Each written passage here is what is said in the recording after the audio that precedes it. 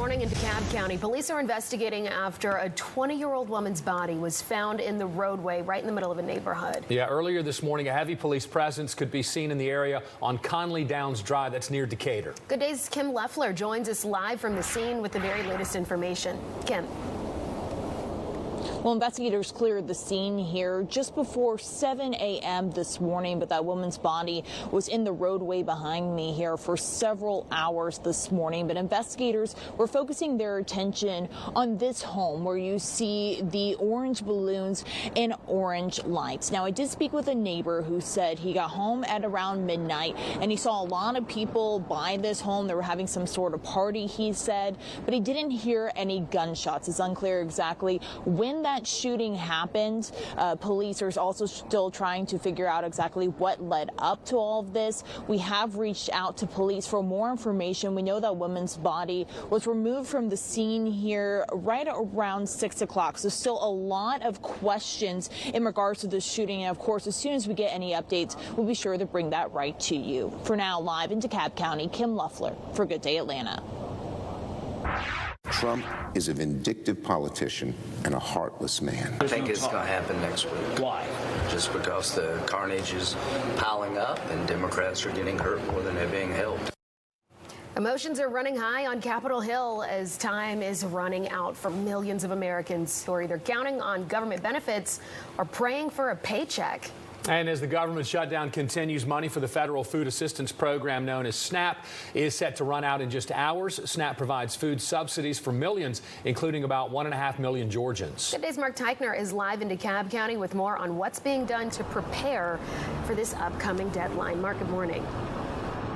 Yeah, this is something that's going to impact a whole lot of people. We are talking about 1 out of every 8 Georgians getting some form of SNAP subsidies. And that means for folks who are nonprofits like where we are standing here in DeKalb County, they are finding themselves swamped with people coming asking for help.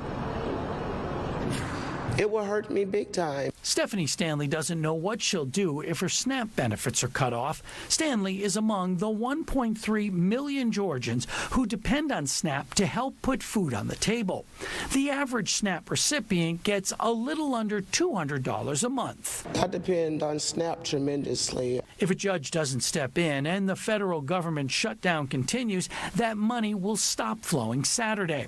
Nonprofits like Frontline Response International say they're in a bind. They've already seen a surge as people prepare and worry about the impact if the cutoff takes place. We have families, we have single mothers, we have men, women and children. Georgia Democratic lawmakers want Governor Kemp to tap into the state's $14.6 billion surplus. I don't care who he blames. I care about solving the problem of 1.3 million Georgians going hungry. But the governor says the state shouldn't, quote, bail out Washington. He also says there's no way to put that money onto SNAP cards. Still, other states, including Republican-controlled Ohio, are taking steps to minimize the impact of the potential benefit cutoff. Can learn from states that are already planning to provide state-funded food assistance. So how are those other states doing it? Well, in Ohio, they're actually providing money to some of the food banks to try to make it easier for them to be able to deal with the crush. In Louisiana, also controlled by Republicans, they've decided that they're going to move forward with the assistance directly, but it's going to go only to families that include seniors, disabled, and those with children. Still, Governor Kemp says he's not going to do anything, pointing out that any money that he would spend would likely not be reimbursed by the federal government.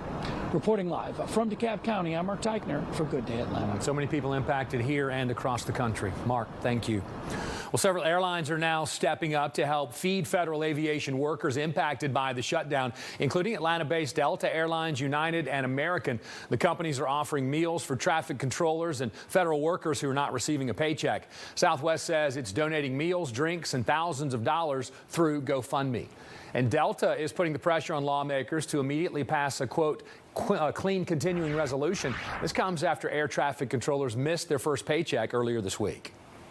Well, it's 8:07 now, and Atlanta Mayor Andre Dickens is suspending city housing evictions and water disconnections because of late payments during the shutdown. Mayor Dickens says nearly 600,000 people living in Metro Atlanta depend on SNAP, so paying other bills will be tough.